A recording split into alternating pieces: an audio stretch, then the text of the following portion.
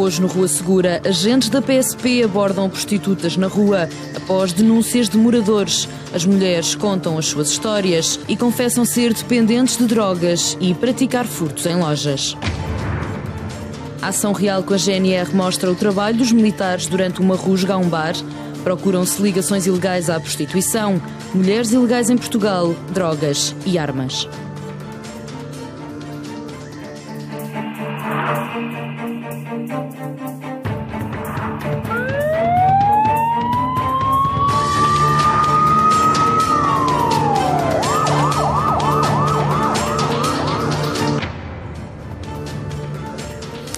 Olá e seja bem-vindo ao Rua Segura. Hoje vamos falar da prostituição.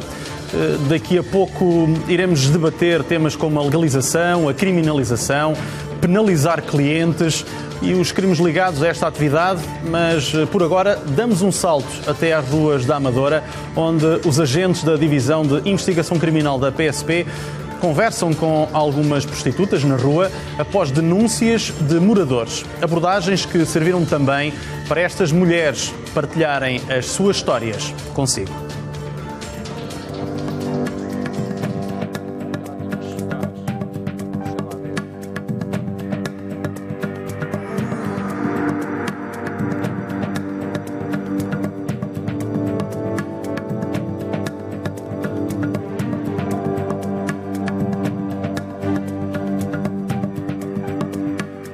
No patrulhamento de hoje incidimos bastante sobre a prostituição.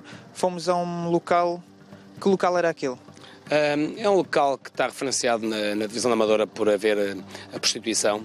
É uma situação que também nos preocupa e que também tem que ter uma incidência de prevenção, de policiamento, como todas as outras. Aquele local em si é um local específico escolhido, uma vez que fica na área limite de alguns bairros degradados, onde existe o consumo e tráfico de estupefacientes e onde as pessoas se entregam à prostituição efetiva para ganhar dinheiro para adquirir os produtos estupefacientes que necessitam para a sua dependência. Já aconteceu apanhar aqui alguém em pleno acto da prostituição. Como é natural, há sempre fugas legais. Há fugas legais, pois a prostituição não é crime. E o lunocínio, esse sim, esse é crime, mas não é fácil de provar. Contudo, a prostituição que temos aqui nesta zona é uma prostituição diretamente ligada ao tráfico e ao consumo de droga. Normalmente as pessoas que aqui se prostituem são consumidoras de produtos estupefacientes de elevada tendência e veem no seu corpo uma forma de sustentar o vício. A nossa abordagem nestas situações, uma vez que a prostituição não é crime, abordamos pela suspeita, a suspeita de ter algo pendente, a suspeita de haver um mandado, de haver algo ilícito que as mesmas tenham feito as pessoas, dar-nos esse direito de abordagem. O Código de Processo Penal permite abordar pessoas suspeitas em locais suspeitos.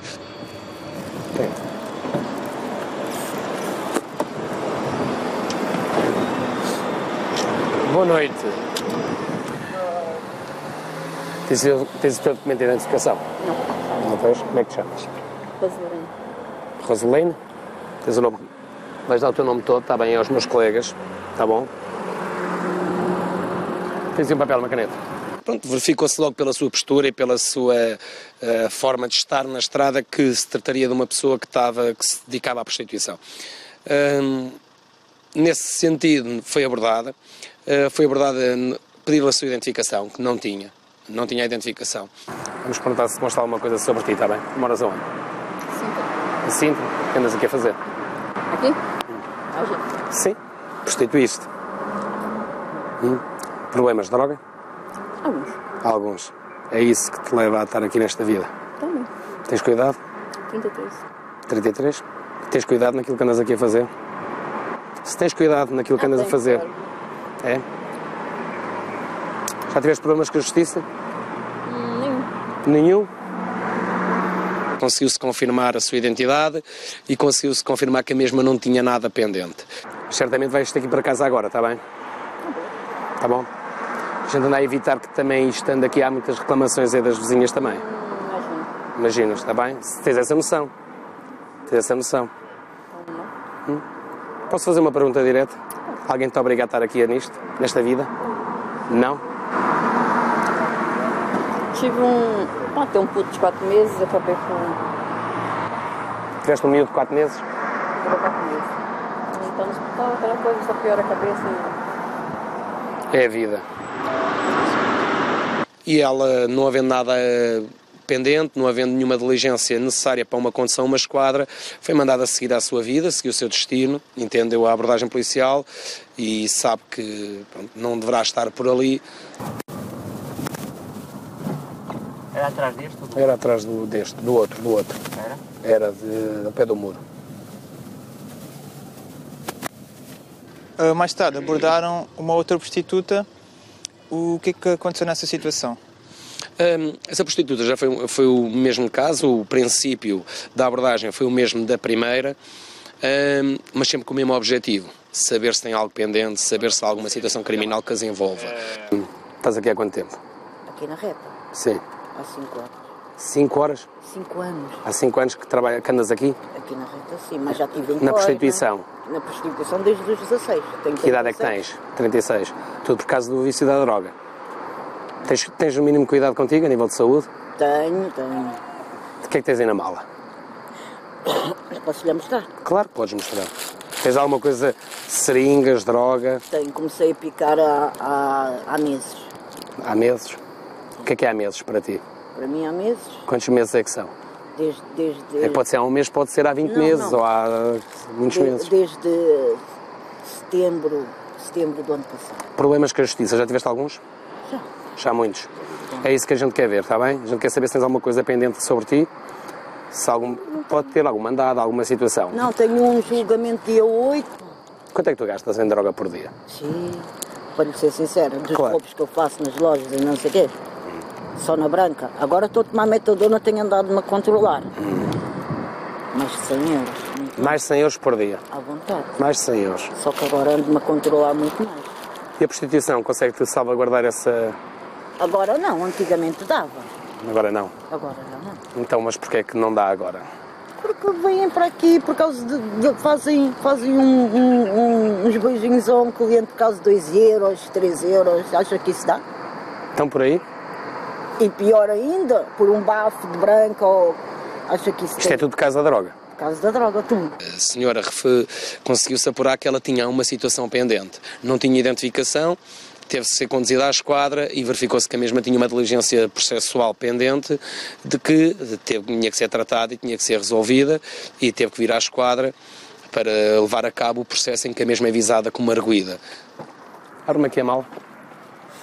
Abre aqui a mala. Vais meter aqui, mete aí o casaco e a tua malinha, ok? Só uma coisinha, está bem? Deixa-me só ver uma coisa, ok? Vira-te. Senta-te aqui e mete o cinto de segurança, está bom? Anda lá. E mete o cinto de segurança, está bom? Márcio, tomas aí conta do negócio, ok?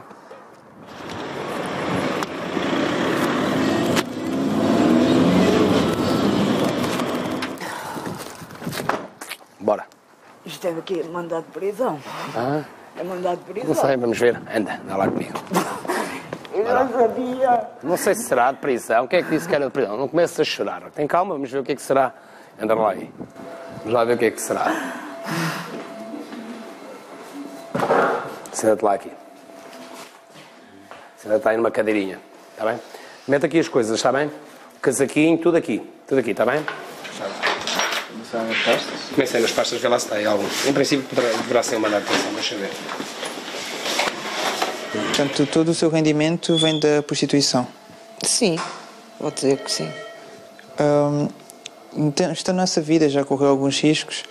Já foi agredida? O que é que já lhe aconteceu de pior? De pior, para arranjar dinheiro para a droga? Sim. Já roubei, prostituo-me, faço tanta coisa para arranjar um bocado de dinheiro para a droga e depois acaba, depois tenho que voltar ao mesmo. Só entrou na prostituição devido à droga, é isso? Sim. E não procurou ajuda, não procura ajuda para sair da droga? Não, tenho vergonha e medo dos meus familiares. Que drogas é que consome? Heroína e cocaína. E tem alguma doença, não tem? Não, de graças a Deus não tenho doença. Fiz análises há pouco tempo. Mais ou menos quanto é que costuma gastar em droga por dia ou por semana? E mais de 100 euros por dia, à vontade, muito mais. Mas não consegue arranjar esse dinheiro por dia em prostituição? Não, agora não. Agora com este tempo não se consegue. Tem que ser roubos nas lojas, roupa. Depois a maior parte das vezes uma pessoa vai trocar os produtos por droga. Está a ver? Mas a maior parte das vezes é mais de 100 euros por dia. Que eu sozinho é mais de 100 euros. E quando vai roubar, faz isso tudo sozinha? Faz com ajuda? Como é que faz?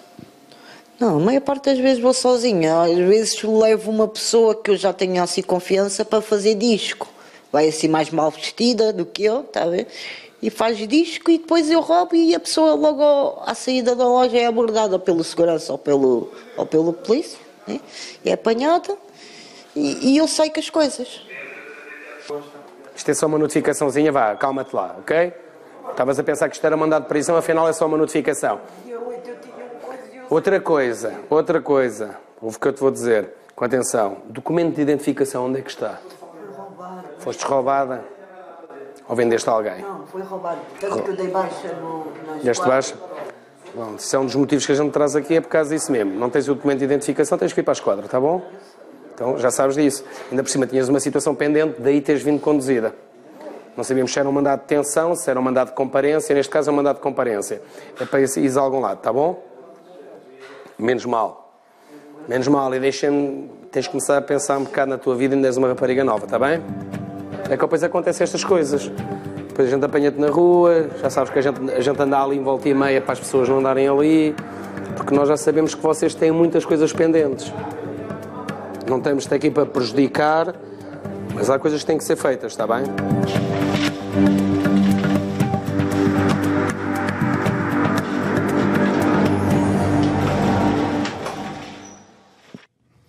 A prostituição não está na agenda partidária, mas hoje no Rua Segura vamos tentar perceber o que poderia ser feito para mudar os contornos deste mundo que movimenta milhões de euros todos os anos e milhares de profissionais do sexo em Portugal. A CMTV foi ouvir quem faz as leis sobre a mais antiga profissão do mundo. Há quem diga que é a mais antiga profissão no mundo. A prostituição leva milhões a trocar sexo por dinheiro. Em Portugal, não é crime desde 1983 e no Parlamento o tema está fora da agenda dos partidos políticos. O presidente da Comissão de Assuntos Constitucionais, Fernando Negrão, explica à CMTV a visão de quem faz as leis. Todos nós ouvimos falar com frequência notícias de mulheres e hoje também de homens que estão apanhados por redes de tráfico de seres humanos e postos na vida da prostituição, prostituindo-se, não é? Aliado a isso, há outro tipo de criminalidade ligada à violência que é exercida sobre essas mulheres e sobre esses homens. E depois ainda há a exploração que é feita sobre essas pessoas. E essa exploração é hoje considerada crime. É o crime de lenocínio e é um crime que é punido como pena pesada e portanto, as investigações criminais e a legislação têm-se centrado nesse tipo de criminalidade à volta da prostituição. Uma vez que quem se prostitui não é autor de nenhum crime, é sim vítima de vários crimes. Será que há um vazio legal sobre a prostituição? Eu diria que não há vácuo na lei. Por uma razão, porque a prostituição deriva de situações de carência económica graves, como todos nós sabemos. Mas não deriva só disso, deriva também do tráfico que é feito com essas pessoas e da exploração que é feita a essas pessoas. Portanto, o que é preciso é existirem instrumentos legais, legislativos e de investigação criminal e de punição para esses crimes que giram à volta da prostituição, por forma a diminuir cada vez mais a prostituição. Tenho a certeza que quem se prostitui não o faz por gosto, faz por necessidade e também porque depois se habitua a ganhar dinheiro. Portanto, é preciso cortar esses elos que levam a que a prostituição exista, principalmente no que diz respeito ao tráfico de seres humanos, que é uma realidade horrível e muito perigosa e muito pesada nas sociedades modernas. A lei portuguesa pune quem fomenta e lucra com a atividade com penas até 8 anos de prisão. O tráfico para fins sexuais tem moldura penal até 12 anos. O debate na Europa tem-se feito sobre a criminalização de clientes, com uma longa polémica em França e a aprovação no Parlamento Europeu de uma recomendação para punir quem procura estes serviços. E como disse, hoje vamos explorar este tema em estúdio. O debate vai centrar-se em duas questões fundamentais: a criminalização ou a legalização. Mas existem outros caminhos que poderemos percorrer. Existem os crimes que a prostituição arrasta, o tráfico humano, as drogas, o latrocínio, os negócios ilegais montados em torno da exploração sexual, mas também os problemas sociais e pessoais que homens e mulheres enfrentam todos os dias. E para nos ajudar nesta reflexão, convidamos Duarte Marques, deputado pelo PSD, Isabel Neto, médica e deputada pelo CDS-PP, e ainda Alexandra Lourenço, uma mulher ligada à prostituição há alguns anos e que agora luta pela dignidade e legalização desta atividade. Meus senhores e minhas senhoras, muito boa noite. Falta apresentar Carlos Anjos, que é residente da casa e que dispensa apresentações. Nós vamos ter muito tempo para conversar sobre este tema, que, como já percebemos, não faz parte da agenda política atual, mas não faz mal nenhum. Vamos na mesma desenvolvê-lo aqui. Eu começaria por lançar o tema da eventual legalização deste debate ou da criminalização. Começava aqui pelo meu lado direito, Duarte Marques do PSD. Segundo sei, defende a legalização desta atividade.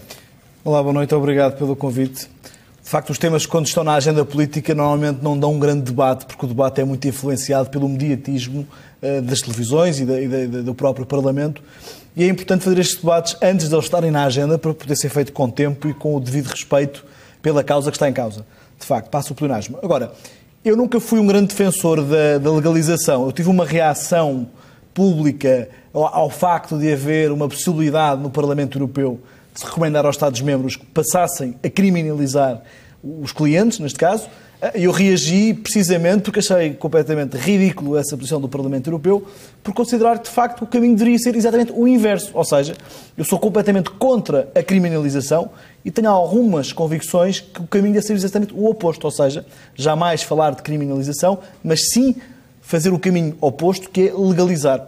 É uma questão de princípio e de alguma experiência de ver na rua, de ver. Eu estudei na faculdade em Monsanto, no Alto da Ajuda, e habituei-me a ver todos os dias aquelas mulheres e alguns homens em condições perfeitamente deploráveis, de condições de saúde, sem qualquer tipo de dignidade. Vi muita gente a sofrer agressões naquela zona e, portanto, eu queria comparar esta situação com o caso dos toxicodependentes, do ponto de vista da saúde pública. Ou seja, não vale a pena ignorar que é uma questão que existe. Alguns podem ter um preconceito contra ela, outros achar errado o que as pessoas fazem, mas o que nos deve unir é tentar dar o mínimo de dignidade possível e, sobretudo, garantir que as pessoas que se envolvem na prostituição o fazem de livre vontade. Se nós vamos criminalizar, vamos esconder este problema para baixo do tapete. E acredito, do ponto de vista do crime, do tráfico de seres humanos, será tudo mais feito às escondidas. Eu prefiro que estes casos ocorram em salas, em casas, que tenham condições, quer para as pessoas que oferecem o seu corpo ou que vendem o seu corpo neste ato, que deve ser, no fundo, livre da opção de cada um, não pode ser forçado, e também para quem participa, para quem recorre a esses serviços, possa ter, de alguma forma, também alguma segurança. Ignorar o caso é sempre mau. E eu penso que, neste caso, estamos claramente perante uma situação de garantia da saúde das pessoas e da saúde pública. É como o caso, eu perguntei aqui há pouco se levaria a mal que eu usasse este argumento, mas a comparação que faço é um bocadinho como as salas de chute. Muita gente é contra as salas de chute. Eu fui contra as salas de chute até ver pessoas na rua com gangrenas, a morrer por uma injeção e a perceber, como dizia uma pessoa muito próxima, que é médico, que era contra, dizia-me exatamente o mesmo, que no dia que viu alguém assim, teve que levar para dentro do hospital para lhe salvar a vida, passou num exato momento a perceber a necessidade de haver salas de chuto. Eu não querendo comparar as duas realidades, a justificação que eu dou é precisamente a mesma. É uma questão de saúde pública e de conseguir trazer alguma dignidade às pessoas que já arriscam muitas vezes a vida nestas situações. Isabel Neto, doutora, médica num hospital aqui ao lado, mas também com responsabilidades parlamentares.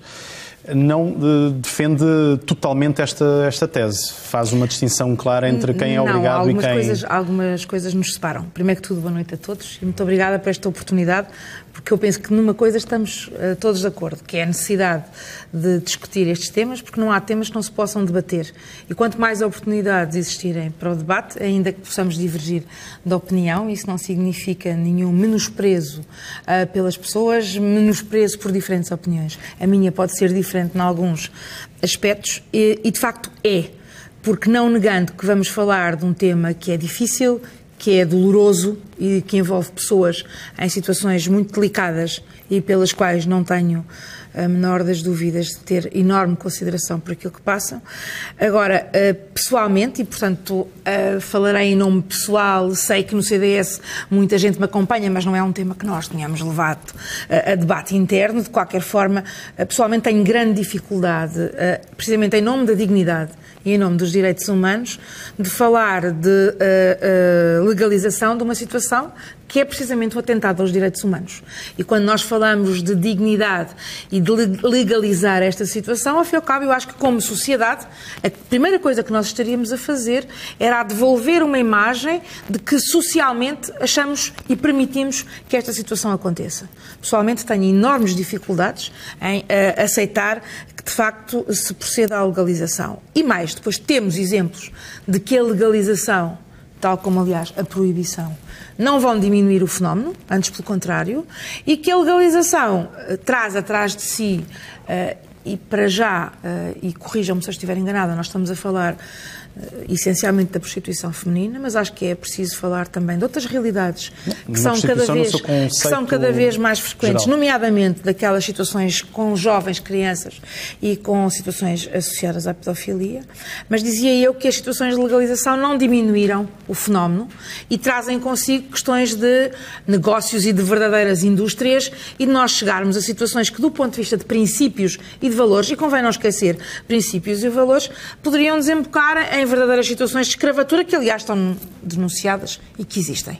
E, portanto, seria uma nova escravatura. Mas, doutora, a legalização não defende melhor as pessoas que estejam ligadas a essa atividade? Eu penso que não, porque, de facto, como lhe digo, é uma forma da própria sociedade... Até a própria justiça poderia ajudar. Do meu ponto de vista, falsamente dizer que aceita um fenómeno em relação ao qual eu tenho as maiores dúvidas que façam parte dos projetos das famílias portuguesas, quer dizer, e portanto não estamos aqui, não tenho nenhum preconceito, nem, insisto, nem nenhuma menorização das pessoas, era o que faltava, nem nenhum julgamento, aliás, porque aquilo que nós sabemos, e eu não sou especialista na matéria, mas tentei informar-me, e com certeza que não me contrariarão, são muitas vezes, e são maioritariamente situações de miséria, são situações, como aliás vimos na reportagem, relacionadas com hábitos de consumos e com a manutenção de determinados tipos de consumos, com situações de exploração, com situações que basicamente eu acho que, sem qualquer tipo de hipocrisias e não as escondendo, assumir que tem que se fazer mais e que se deve fazer mais do ponto de vista da prevenção, do ponto de vista da reinserção e dos apoios que têm que ser. Portanto, a energia que falsamente pode, digamos, advir da ideia de que a legalização termina com estas situações e protege as pessoas, temos a prática a dizer que não e, portanto, numa coisa nós poderemos estar de acordo. É preciso fazer mais para que menos pessoas possam estar nesta situação. Já vamos aprofundar mais peço desculpa, não falei da questão da criminalização dos clientes, coisa em relação à qual eu também acho que seria um profundo disparate neste momento no contexto português. Não falo de outros contextos, mas não creio que fosse por aí que se fosse abolir o fenómeno, de forma alguma. Já vamos aprofundar cada uma das opiniões. Eu primeiro vou tentar recolher cada uma delas. Alexandra, Lourenço esteve ligada, ou estará ligada ainda à prostituição em Portugal, está a montar também uma associação para lutar pela dignidade de quem está ligado a esta atividade. Queria recolher a sua opinião em relação a este tema. A ideia é constituir, portanto, uma fundação para tentar ajudar precisamente estas pessoas que realmente precisam de ajuda. Eu defendo que é necessário um reconhecimento desta atividade e uma regulamentação desta atividade. Não concordo com a ideia de que uma ausência legal ou legislativa que proteja estas mulheres, e considero que essa ausência é precisamente a causa ou aquilo que nós temos chamado de violentação destas pessoas. Porque realmente há pessoas que entendem o trabalho sexual nestas situações de mulheres que eu considero que são prostituídas, não são verdadeiramente profissionais. São pessoas que pela droga começaram a prostituir-se. E as outras? Aqui em Portugal fala-se em 100 mil pessoas que fazem este trabalho. Portanto, nós não temos 100 mil mulheres na rua, não é? Portanto, sim, esta foi apenas uma parte daquilo que é o fenómeno. E todas as outras são pessoas que realmente são coagidas, que estão a trabalhar... não, são pessoas que realmente necessitam trabalhar, muitas delas. Outras delas fazem ou exercem esta atividade, se calhar não com as mesmas necessidades que outras, e fazem, quer dizer, desde o início do mundo, desde que sabemos que há história, existe a prostituição. Nós sempre tendemos, eu não sei muito bem como é que é de abordar um bocadinho isto, mas acho que tem a ver com o problema de sexualidade que nós temos. Nós, hoje em dia, ainda não encaramos muito bem a nossa sexualidade, ou temos alguma dificuldade em encarar a nossa sexualidade. Eu acredito que a partir do momento que a Organização Mundial de Saúde nos diz que ter sexo é uma necessidade física e mental, a prostituição, os serviços de teor sexual, também são uma necessidade da sociedade, pura e simplesmente. É uma forma, e eu não considero que cuidarmos destas pessoas seja realmente criminalizarmos, seja o trabalho, seja os clientes, nem vai diminuir. Diminuir o trabalho sexual é exigir uma formação para estas pessoas, é cuidar destas pessoas, é obrigar, por exemplo, a tomarem uma decisão de uma forma consciente e não desta forma, porque assim estamos a marginalizar a nossa sociedade. Portanto, estamos a colocar a ausência da legislação provoca o estigma, além de marginalizarmos pessoas, não é? Há uma falta, mesmo as pessoas a quem chamam de proxenetas, ou os meus ex-patrões, que eu não considero proxenetas, são pessoas que olham por muita gente. Existem proxenetas, existe, sim senhor, crime, mas crime não é prostituição, não é o trabalho sexual. Trabalho sexual existe, trabalho sexual digno, que as pessoas, portanto, têm formas de o prestar e que o sabem prestar. Eu condeno imensas práticas. Esta ausência de legislação traz-nos doenças sociais, não é só às mulheres que fazem este trabalho, doenças sociais. Eu condeno as práticas, anúncio de práticas desprotegidas em jornais, condeno umas quantas situações que eu acho que, pensadas, tratadas, se forem abordadas desta forma, se calhar chegamos a melhores formas de se lidar com isto. Vou pedir aqui a opinião, já vamos continuar aqui a nossa conversa. Falta só o Carlos Anjos, que sei que durante algum tempo estiveste ligado na Judiciária, numa altura em que ainda era crime a prostituição em Portugal. Apanhei a transição do crime para o não crime, quando deixou de ser crime. Exatamente. Eu acho que nós temos que, em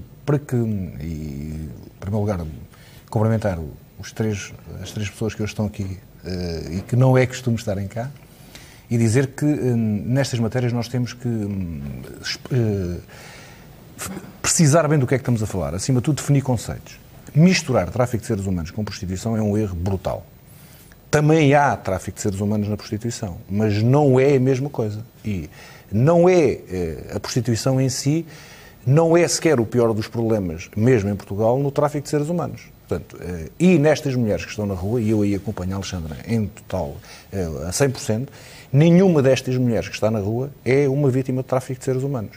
Nem sequer nenhuma destas mulheres que a reportagem, que estão nestas situações, nas mais básicas, nas situações mais desprotegidas socialmente, que são vítimas depois de todo o tipo de crimes, mesmo de crimes violentos sobre ela, de clientes, elas estão ali numa miséria humana brutal, e há pessoas que aproveitam-se daquela miséria humana até para ter sexo com elas e não lhe pagar. E, portanto, estas não são vítimas de seres humanos, de tráfico de seres humanos. Aquelas que são vítimas de seres humanos, e isso é outra realidade que o Dr. Fernando Negrão ali falou, são aquelas que estão prisioneiras em determinadas casas, que estão em determinados sítios onde a polícia pouco sabe e onde faz operações, e quando faz essas operações e detém, aí sim, os homens do genocídio que exploram e os traficantes de seres humanos, e são mulheres que não têm bilhete de identidade, não têm documentos, Carlos, que estão lá... interromper. Nós vamos falar daqui a pouco sobre esse tema, até porque temos uma reportagem que enquadra esse sim. tema. Não, mas eu estava só a separar os conceitos, percebes? Sim, e, portanto... mas eu queria...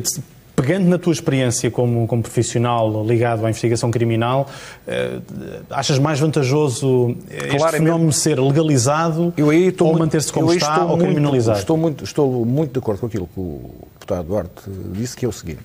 Duarte Marques disse que é o seguinte. Nós temos que partir de um princípio que não vamos conseguir. A prostituição é uma das atividades mais antigas do mundo e nós não temos só prostituição de mulheres que se prostituem como aquelas obrigadas. Tu tens mulheres em Portugal que se prostituem voluntariamente, que oferecem os seus serviços de sexo em apartamentos de Lisboa, apartamentos muito finos nas zonas mais finas de Lisboa e que cobram altamente por esses serviços de sexo que oferecem e que têm rendimentos mensais na casa dos 5, 6, 7 mil euros por mês. Tu tens muitas mulheres, e estamos a falar por baixo, por opção própria. Porque eu tive uma delas a quem eu falei, numa tentativa, quando estava nesse serviço, de moralidade, de que se ela não tinha vontade de abandonar aqueles serviços, e se ela não tinha vontade de ter uma profissão, e ela disse-me assim, mas para quê? Para ganhar o que o senhor ganha? E, portanto, aprendi claramente que existem situações que não estão lá obrigadas, estão lá. E nós temos acompanhantes de luxo, que é um trabalho sexual, que oferece os seus trabalhos a altos cargos executivos portugueses e estrangeiros, que vêm a Portugal a reuniões e que à noite os acompanham a reuniões.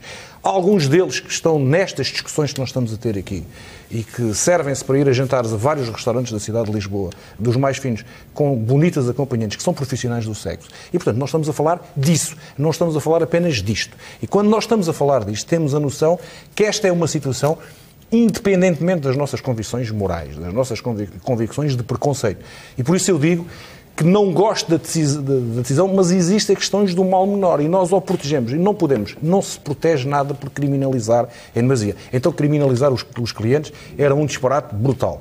Criminalizar as mulheres, estamos a mandá-las para um gueto muito maior, porque quanto mais nós criminalizarmos a prostituição, mais tiramos do controle das forças sociais e, nomeadamente, das autoridades.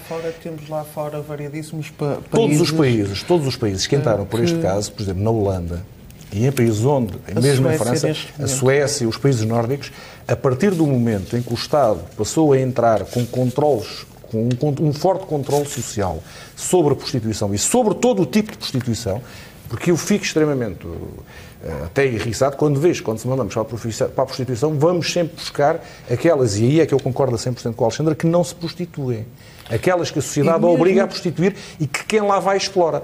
São essas. As imagens que nós temos da prostituição são as que apareceram nesta imagem. Mas a verdadeira prostituição que existe em Portugal, onde mais gente trabalha, eu diria, onde mais dinheiro circula, onde 90% das 100 mil profissionais de sexo trabalham, não é nesta prostituição, é na outra prostituição.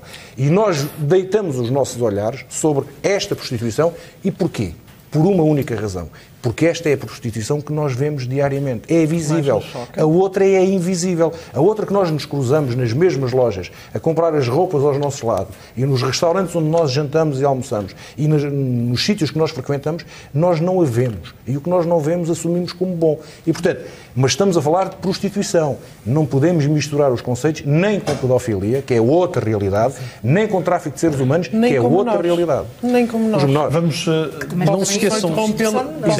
E essa aí é proibida. Posso interromper só isto? Um trabalho, para ser considerado um trabalho, tem que ser executado por adultos. Qualquer trabalho que seja executado por uma criança deixa de ser um trabalho. Portanto, seja prostituição ou qualquer outra coisa, será sempre vamos lá ver se nós vamos lá ver se nós... De facto, isto é um trabalho. Eu tenho alguma dificuldade em dizer que isto seja um trabalho. Não é um trabalho. Vamos lá ver se nós nos entendemos. É que ninguém pode ter, segundo as leis do Estado, ninguém pode ter relações sexuais até aos 14 anos. Ponto.